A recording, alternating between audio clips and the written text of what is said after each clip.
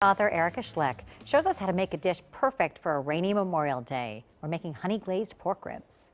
Hi there, today I'm going to be showing you how to make my honey-glazed pork rib recipe. And ribs are actually very easy to cook. The trick is to cook them for a long time at a very low temperature. So I'm going to show you how to prepare them to get the ultimate rib today. And as you can see, I've already got my ribs laid out on my foil here, and we've got the meat side down. So I want to talk about the ribs, the actual bone side. Sometimes they're going to have a silver membrane that you're going to want to cut off with a knife, and the reason you do that is to keep your meat tender. If you leave it on, your meat can be very chewy. And really the preparation is very easy. So I've got the ribs down on my foil, and we're going to use a little bit of coconut oil that I have here melted, and you can just pour a little bit on your foil, and you can use a pastry brush to spread that around, and that's just to help grease it so that the meat can really get a nice brown and start to get tender.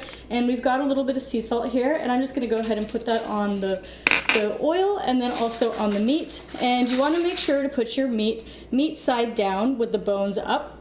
And that's pretty much it. After that, what we're going to do is we're going to wrap this in foil. You want to make sure it's a very tight wrap, and that's going to keep all the heat and the steam in while we bake it.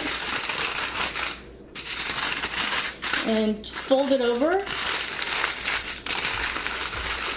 And as you can see, that's nice and tight. So now we're going to put that in our oven, and we're going to bake these for 3 hours at 275 degrees. And once they come out, we're going to go ahead and put our glaze on. And I've gone ahead and pulled our ribs out of the oven now, and they've been cooking for about 3 hours. And now we're going to make our honey glaze. So I have half a cup of honey, and we're going to add in 2 tablespoons of tamari. You can also use coconut aminos. And I have 1 tablespoon of sesame oil.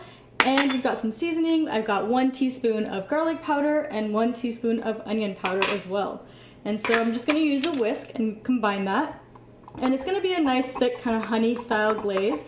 And what we're going to do once we have this mixed up is we're just going to go ahead and apply it to the meat side of our bones. And you can always put a little bit on the back side with the bones as well. And then we are going to pop these back in the oven for about 10-15 minutes, just until the glaze gets a nice kind of glazed, crispy layer on top of the ribs, and our ribs will be ready to eat after that. So here is our glaze. I'm gonna go ahead and glaze both of these, and whatever glaze is left over, like I said, you can just kind of use a pastry brush, and you can lift the ribs up a little bit, and you can just kind of paint the back side of it. You can even pour a little bit on the pan. It's just going to give it a nice kind of crispy glaze for the bones to sit in. And that is ready to go back in the oven.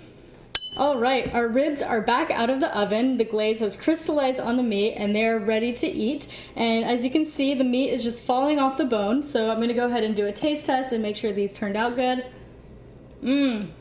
So good. The meat is so tender. The glaze is so sweet. It's absolutely delicious. So make sure to check out this recipe. It's on my blog, thetrailtohealth.com, and you can also find other delicious and healthy recipes in my cookbook, Wandering Palate, which is also available on my website and Amazon as well. I hope you enjoy the recipe.